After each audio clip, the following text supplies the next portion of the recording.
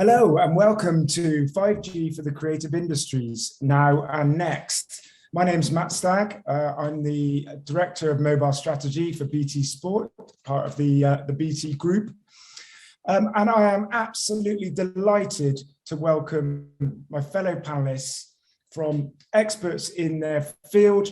So we have Yvonne Thomas, the Strategic Technologist at DTG, and also heavily involved in Project Vista, which we will come to.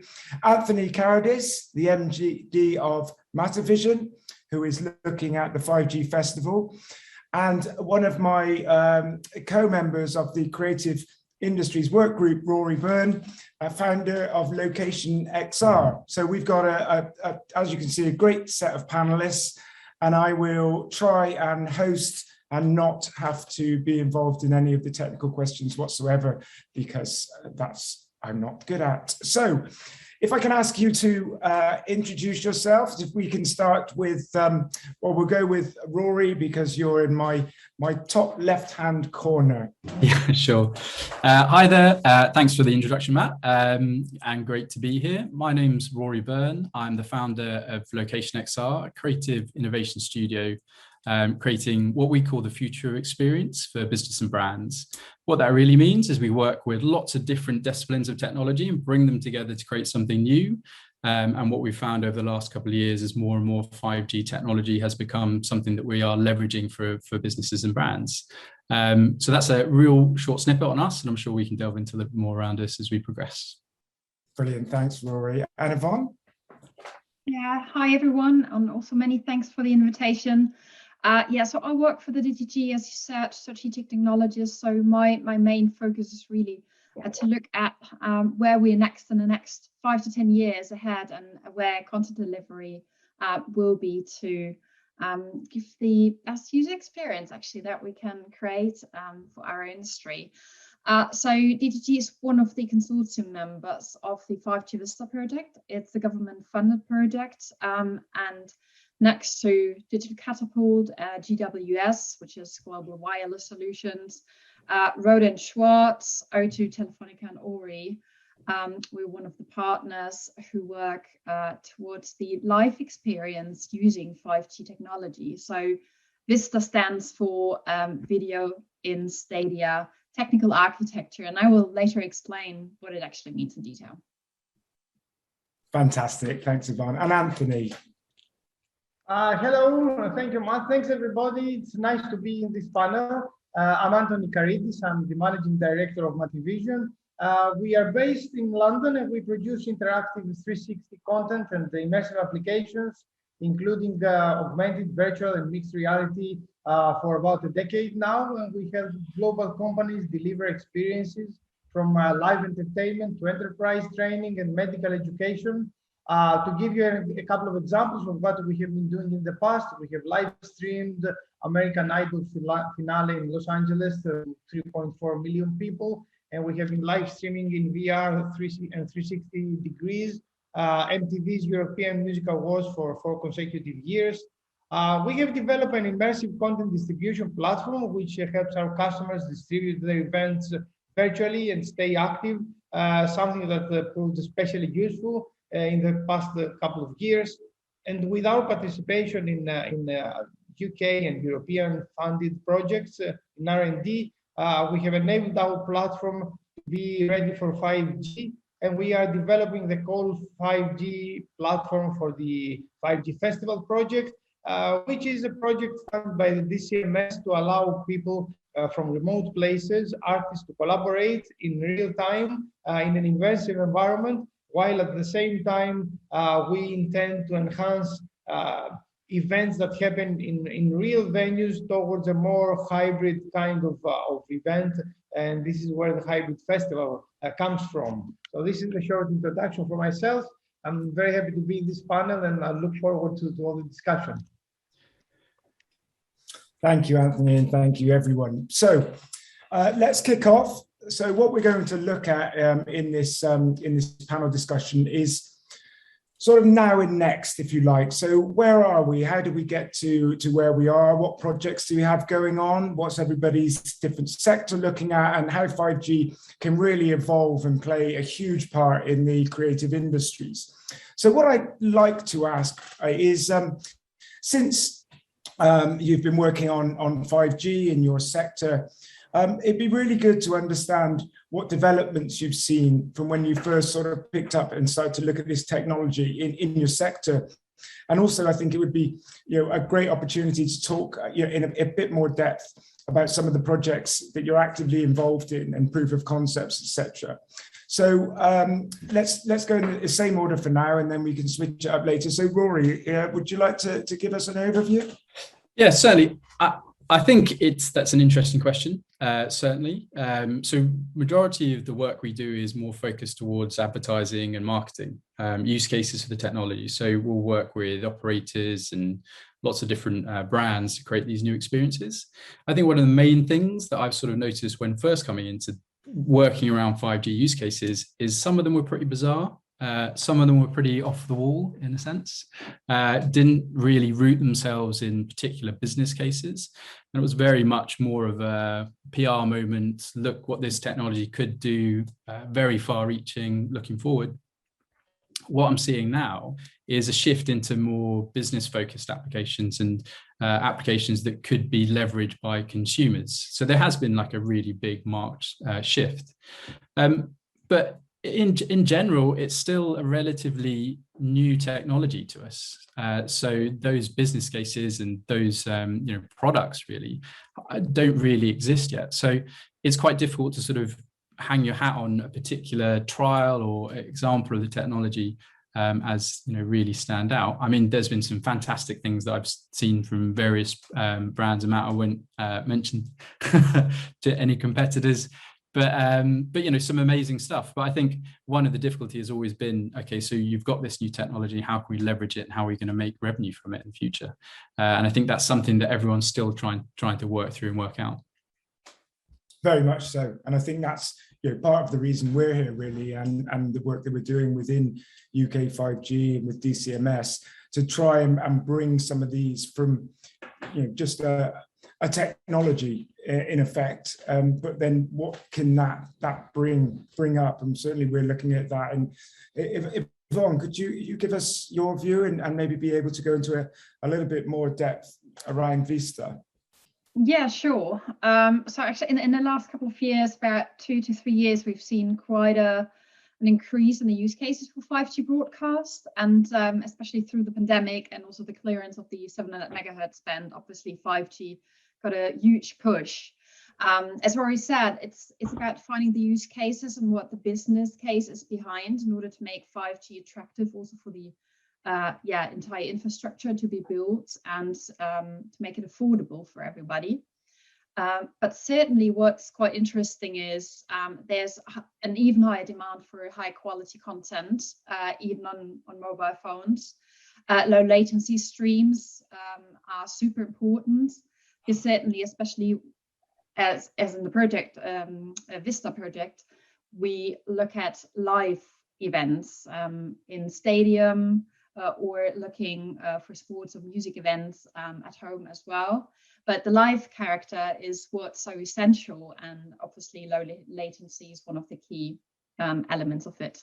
And then also remote production during live events has been a very high demand, and 5G has helped actually to increase and widen the remote production facilities and make everything more efficient and in the way that it becomes easier also during the pandemic to have your teams just remote on site with a smaller team and so on. But also very important, accessibility features are being supported, and that's also what we're seeing in the project Vista, that certain use cases are quite essential to support accessibility, and whether it's different audio streams, what we can support, it's different features in the application on a mobile phone that we can offer during a live event to help people with a disability. So there are a couple of aspects certainly that we feel are super important and key to support the 5G technology. But what's most important for us in the project is that we deliver a super fan engaging experience for the fans. And the devices that they're already using during the event in the stadium, for example, during a football match, they have their mobile phone already at hand, that it actually enhances their experience, their life experience, compared to trying to distract it. So it's mainly really an additional layer for it and should be a seamless user experience, really. And I think last but not least, 5G can also help to reduce the carbon footprint, and that where it comes back to efficiency, as I mentioned at the beginning, it's to reduce the number of base stations, for example. And this is all aspects where 5G can certainly help. Thanks, Yvonne. That's great. And I think it was really good what you mentioned. And a lot of people are looking at the carbon footprint. And one of the things that we've been looking at, and you mentioned remote production, and certainly internally, remote production's been a huge step forward in that sustainability, not sending people up and down the country in huge OB trucks and being able to have them in central locations, and again, certainly from our perspective, we probably went sort of 3 years down our roadmap for remote production in 6 months, just by necessity because of the pandemic. And I think we was lucky that we had some of those learnings from previously. And Anthony, I wonder if you could expand on some of the things that you've been looking at, especially the 5G festival, which I've heard a bit about and sounds really exciting. Well, thanks. And I liked what Yvonne just said and what Rory said before. And it's good that you are touching this issue of carbon footprint and remote production and ideas like that.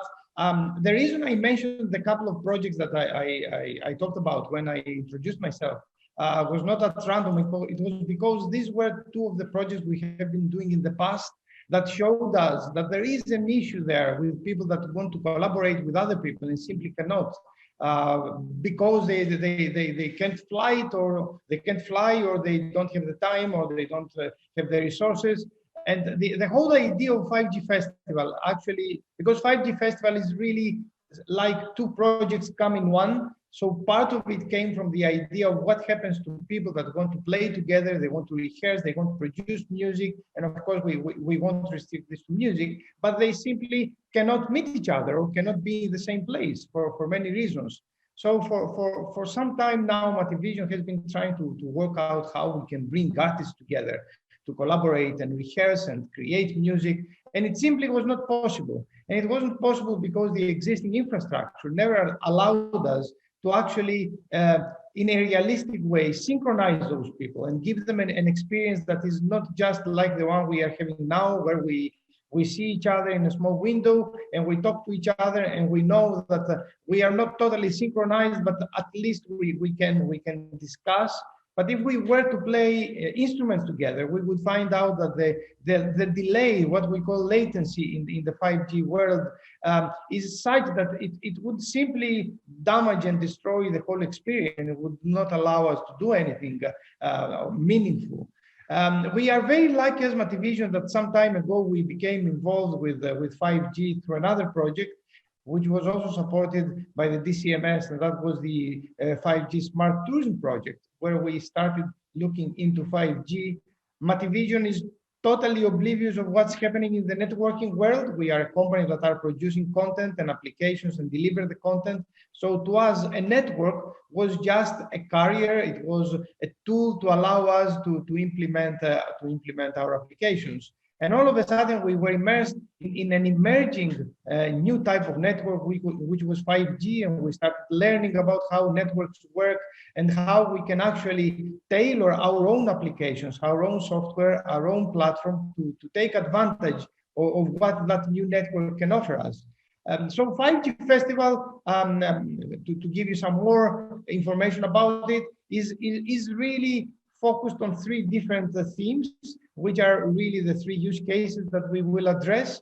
The first one, which involves remote collaboration of artists, will try to bring artists from different places in Brighton Dome, at O2, in Metropolis Studios, all together in an immersive environment. By immersive environment, what we mean is that we will cut out each artist from their environment, from their physical environment, and we will project this. I call them cutouts, and I'm not very happy with the kind of term, but it's the easiest way to explain what's happening. So we will extract those artists from their backgrounds in the same way that Zoom extracts, I mean, yourself, Matt, and Yvonne, as I understand, from your background, and puts a different background behind you. We will not put a different background behind the artist. We will extract them and position them using AR glasses in each one of the artist's own space. So if you look on your right,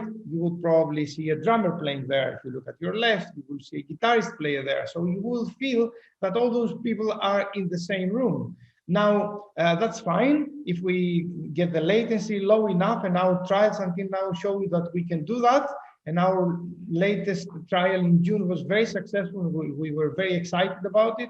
We actually expanded from the three artists I mentioned, to 6 artists playing in different places, and all of them creating music in full synchronicity. So these artists will be able to see each other in their own environment as if they are in the same room, but that is just limited to the artists themselves.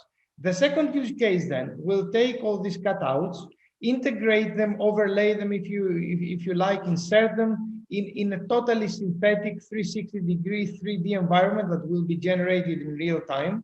And that environment will produce a composite 360 image that will be then easy to deliver to the rest of the world. So all of a sudden, you have artists that play in different places, you integrate them in a synthetic environment, and you have a composite performance that is to be delivered in the same way that we have been delivering 360 degrees based video to the world.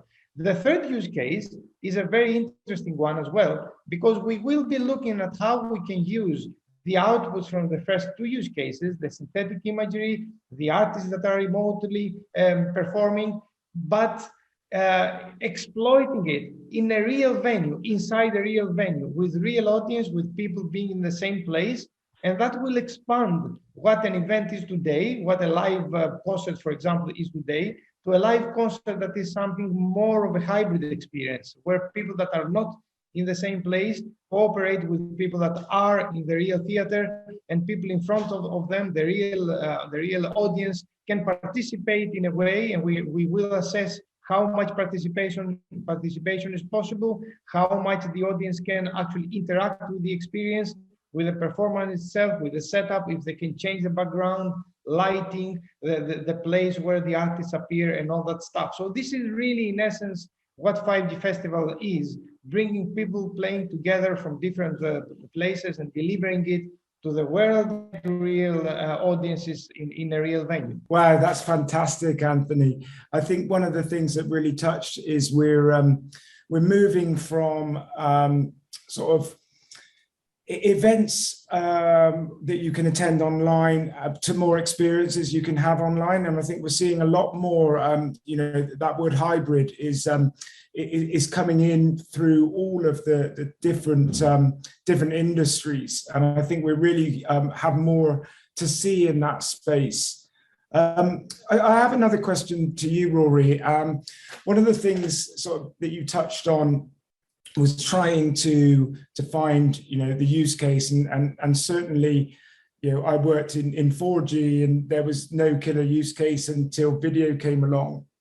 And I think people are struggling now to find that, when I think it's more the other way around. It's how you look at that technology and then build on it. I wondered if you could sort of give some of your thoughts on where we go in terms of building the different ecosystems that we have in the creative industries. Yeah, certainly. So if you break down what 5G is, It's a new telecoms connectivity tool. It's an ability to connect people quicker, faster, more efficiently across 4 disciplines: latency, bandwidth, capacity. And when you really isolate that and think about that, it's more the different types of technology that you can then bring together on top of that to then create these new use cases. So for us, specifically talking around creating advertising content, marketing content, etc., the 5G for us is a key delivery mechanism for another huge change that we're seeing across the industry, which is the rise of 3D technology. 3D technology that is then driven by real-time engines. So we're seeing these two coming together. You've got your content creation methods and the ecosystem that they're driving from the content capture methods like volumetric capture, new augmented reality experiences, etc., all running within real-time engines and then being delivered through things like 5G. And so how that sort of works is you've got 5G connectivity delivering these new experiences through things like pixel streaming or Furious's platform for Unity. And really what that's allowing us to do is unlock very high fidelity experiences that are running virtually or cloud-based to people's devices they have on them now. Now, the big shift's what we're sort of seeing is the big shift in how people are creating experiences and how they'll be consumed across devices. And obviously the beginning of new devices, which are just around the corner, like I can't not to mention a few, but I'm sure that Apple and Microsoft are working on something in the background. So fundamentally, we're sort of seeing these two technologies coming together and creating the future of experience going forward. And that's going to unlock numerous business cases and use cases for the technology. But I think it's a real mistake to just think that 5G itself is this magic pill that is going to suddenly change a lot of the ways that we're consuming content and producing experiences, because it isn't. It is purely a connector. And what it allows us to do is connect things more efficiently and have more trust in them to create these new experiences. But yeah, it's been super interesting over the last couple of years working in immersive technology, and that was really interesting to hear about. And I'm sort of pointing, I'm not sure where everyone can see who I'm but Anthony, really interesting to hear that, and Yvonne as well, that you're sort of looking at the future of fan engagement and the future of virtual experiences. That opens up loads of new questions around what is the future of experience and how are people going to engage in content when they've got the ability to have AR overlays for sport or music, and how is that going to work with their experience when they're in the venue and outside the venue? So that opens up a load of new, obviously, questions and things that need to be noodled and worked out. But just Matt, hopefully I'm answering this point in a really roundabout way. But yeah, so I mean, the fundamental thing for us is, it is just going to be more efficient connectivity that we can trust. And that allows us to take a lot of the burden away from the processing, away from people's devices on them, headsets or whatever, and virtualize that, which allows us to distribute the content in a more efficient manner and really scale experiences that would be limited to people downloading an application. Obviously, the majority of the conversation seems to be sort of geared towards sort of broadcast, but we focus very much on sort of immersive technologies. That's VR, AR, mixed reality experiences. So it's going to be, a power of 10 change in how we can distribute our content going forward.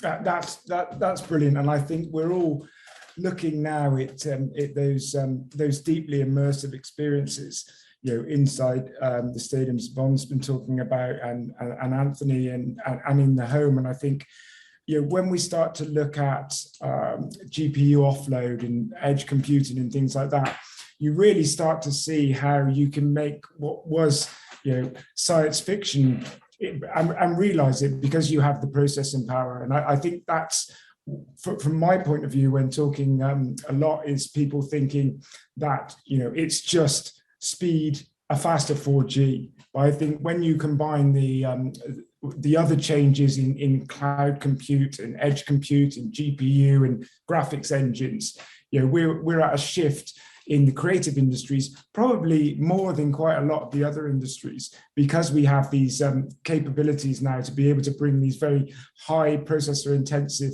experiences like AR and VR.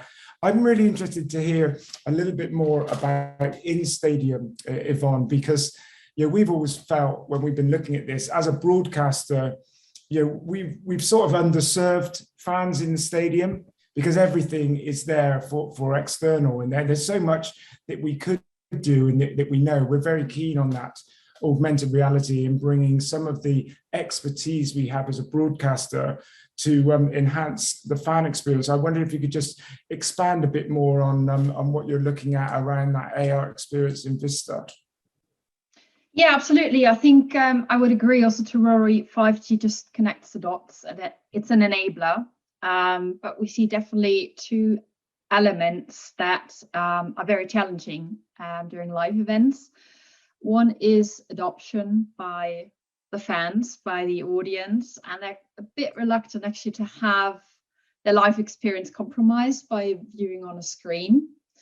So what we found out in the Vista when we did a market research, that depending whether it's sports or music and how often people attend live events, it's between 32 and 42% of the audience who request additional information, and that gives them this enhanced experience on top of the live experience.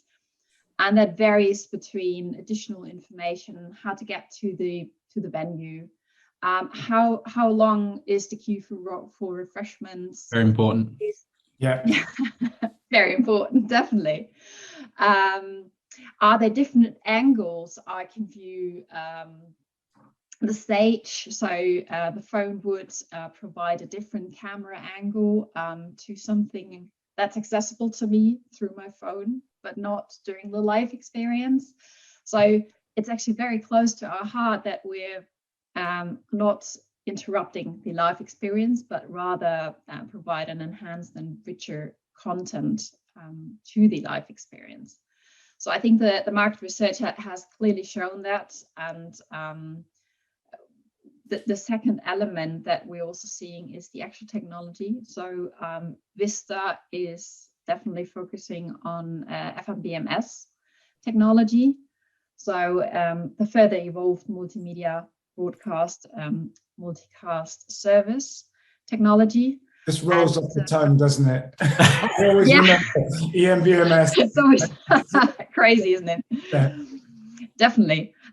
So we're actually using a broadcast-like technology with 5G to be more efficient, and that's one of the challenges in stadiums during live events, that obviously the network is very challenging to keep consistent in regard to the quality and reliability. So with FMBMS and 5G, we think we can enhance the experience by providing those additional features, have a reliable experience. And especially for sports and music, these are both our target events, certainly. So communication is also something that we could increase during the event. Everybody's using a phone already, and everybody's, filming and using WhatsApp to send audio messages, video messages, all that sort of stuff. And it's very, very frustrating if your message doesn't get through, if you can't see the quality you like. But really, those additional features are of high value. And additionally, for business owners, whether it's the content owner who has access to new audiences, or the venue owner who can also create additional services during the live event. That's something that we feel is very engaging to use 5G technology for. It really, something you said there really resonated with me, was you adding to the experience, not taking away from it. And I was explaining a year or so ago to my dad, who's a big football fan, and saying, you'll be able to have this additional information to help you enjoy it. And he just went, don't want any of that rubbish. He said, I want to watch the match. Don't want any other interruptions, to watch the match. And I said, well, what have you got in your ear? And he went, I got the radio commentary because I want to hear what's going on. I said, exactly. You don't have to, nobody has to do these things. But if we provide them, we're going to do it. And as you said, it's a different world. People are on their phones a lot. And, you do want to see replays. If I'm a season ticket holder, I've only ever seen a penalty from right over there. I'd actually like to get a camera view from there. It brings me on to, if I could ask you, Anthony, what sort of, have you come across any stumbling blocks, or maybe something where you need more information or more support from mobile operators and things like that to be able to help your sector, or to understand a bit more about what you do, or are you happy with everything and we just need more of it? Well, there is some remarkable difference between what and how we have been doing things in the past and how we are doing them now, being involved in 5G based projects. As I said before, we always thought that the network is something that is like a black box to us, a different world. We just tap into it or we connect to it and it goes. But now with 5G, automatically we found ourselves more involved with the development of the 5G technology itself. Not that we are developing 5G technology as such, because we are not. We are developing our own technology to work with 5G. But we get to know more about what 5G actually can offer to us and how we can exploit it, how we can integrate these little or big changes into our own applications. And both Rory and Yvonne just mentioned a couple of them before that are remarkable changes for us. The capability to take processing away from the end user device and place it close to them, but not on the device, and let the network do the heavy processing and the heavy work is a huge enabler for applications that till now were really not possible, because people, not everybody has expensive phones or expensive devices. They may have low cost smartphones or computers that are not very powerful. So that inevitably reduced highly and to a great extent the quality of the experience that we could deliver if we were to make sure that as many people as possible would experience it. But now, if we know that there is a common denominator that is controlled not by the end user, which is, as I usually say, the old rusty TV antenna of Aunt Rose that doesn't really receive the perfect digital signal that is transmitted by a TV station. If this is not the case, but we have a common denominator, which is the edge computing taking care of all the heavy stuff, and knowing that we have a very good quality, that's something totally different. And this is the biggest advantage that we see in the 5G development.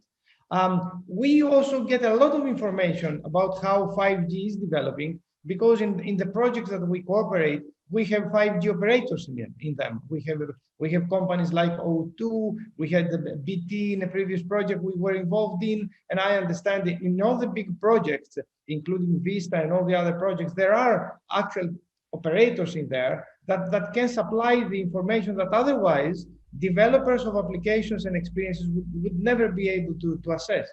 So I'm very happy to say that we are not lacking information about the 5G network itself. And we are also receiving a lot of information about how the audiences expect things to be delivered to them. What Yvonne said before is very, very critical and very useful, understanding what the audience expects from you, what do they expect to be delivered to them. We don't want to be delivering information, content, applications that nobody wants to watch, or we don't want to overwhelm them with information that they're not really interested in. And I think these projects are really moving in the correct direction of tailoring experiences towards what the audiences really wanted to consume, and not what we developers and content producers thought that they might like to consume. I'm very happy to say that I think we are moving all of the projects I know of towards the correct directions, be it in sports, be it in entertainment. There are some projects in the medical field, in industrial, AR and VR or other technologies. And I think there will be remarkable changes in the way experiences are delivered to the audiences in the forthcoming years. That's fantastic. And I think what you touched on there is that there is now this conversation between all of the parties. 4G was mobile network operator developed, standardized, given, and then it was, things were discovered that could overlay on it. Now being able to have that feedback loop into operators or standards groups or industry fora is one of the key to some of the functionalities that we can get built on top of this technology. I've looked at, we're coming close to time now, so I'd like one question to you all. If you can say the one thing that most excites you about what 5G can enable in your sector. I know I put you on the spot a bit because I didn't put this one in, but it's always good to finish. Rory. Look, I think we're only just scratching the surface. And I think as this technology is rolled out and becomes more ubiquitous, then the actual real opportunity will become more apparent. I think at the moment we are very much sort of almost future gazing a bit, saying, look, we kind of think this is where this is going. And we sort of feel that, this is where investment should be. But, with all technology, it will become apparent quite soon. And I sort of feel that the I'm not going to say killer applications, but the real use cases for this are not apparent yet, but they will be soon. So for me, it's the longer, larger opportunity. And it's also a great opportunity to work with so many varied people, because as I mentioned, it's not just the case that, we're an advertising company, traditionally would do virtual reality, augmented reality, those sort of experiences. But now we're working with, real engineers on IoT use cases. And I think that's the lovely thing about the technology, is it is democratizing a lot of technology, but also making very interesting experiences. So, I think we've got a long roadmap, and I think we're at the very beginning of sort of working out what these amazing applications will be. And just to cement that note, things like Uber and all the rest of it were 5 years after 4G was rolled out. So, it very much is the case that, we're just at the beginning here, which is the exciting thing, really. Right? Yeah, and Yvonne? Yeah, we also have a lot of work in front of us, and the project will have its final demonstration early next year. So, but we're quite excited about the technology being very efficient, and sustainability certainly is a very important aspect of it. And as mentioned before, I think it just enables everybody to have a very pleasant life experience, while enhancing this experience to everyone. And I'm just mentioning again the accessibility aspect. So providing different audio streams or different camera angles. So these are all features that we want to provide to everybody, whether they have a disability or not. And so I think that's what's quite exciting, and the flexibility of the technology that we have with this. Yeah, I think that's very interesting. We've had in this discussion of 40 minutes already seen some of the advantages of sustainability and accessibility. And I don't, that was not spoke about in previous generations of technology. To be able to have some of those things being thought about now is absolutely fantastic. And to wrap up, Anthony, what are you most excited about? Well, I mean, not generally. I'm sure you're excited about lots of things, but to do with 5G. We are just scratching the surface. I totally agree with Rory. We will not see the real applications and the real value of how 5G can be used until a few years pass. But now I'm really excited about the aspect of allowing collaboration between and among people that are not close to each other, who would never have the chance to create together. And while this is now focused on people that create music, can you imagine that people can collaborate in many different ways and in many different fields? The lockdown period showed us that we can be isolated, and that can have a lot of adverse effects to community. So letting people collaborate, come together from remote places and having the feeling that they are in the same space can change a lot of things in the way people live their everyday lives. And I'm very excited about bringing people together without making any of the situation in this planet worse than it is already, with fuels being spent and carbon becoming worse. So really, for me, the exciting stuff is bringing people together. Thank you. And on that note, I would like to say thank you very much for taking the time, Yvonne, Rory and Anthony, and also thanks to UK5G and for all of you watching at home. Thank you very much.